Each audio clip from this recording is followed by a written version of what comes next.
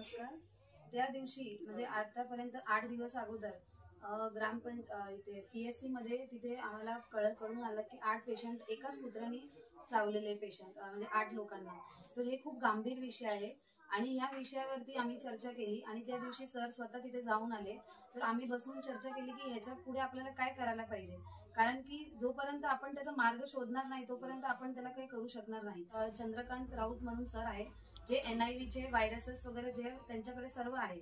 तो आपण त्यांना भेटून आम्ही आज इथे निर्णय घेतला की पुढे आपल्याला काय काय करता येईल.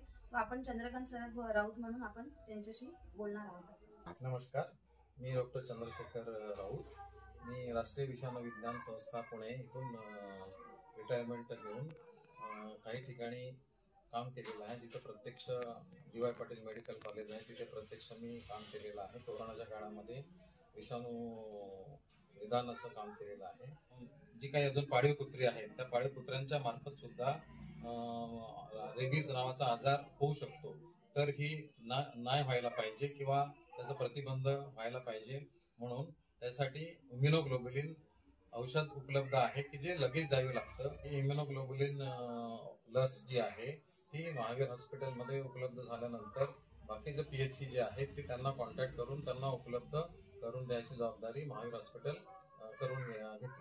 प्रथमतः ज्या दिवशी कामशेत शहरामध्ये एकाच दिवशीच 8 जणांना पिसळलेलं कुत्रं चावलं, त्याच्यानंतर काही लोकांना पुण्याला रिफर करावं लागलं होतं. तर त्या अनुषंगाने मी सरांपर्यंत ती माहिती पोहोचवली. आपल्या शहरामध्ये होणाऱ्या दुर्घटना ही मी त्या दिवशी सांगितलं होतं की ती गांभीर्याची गोष्ट आहे.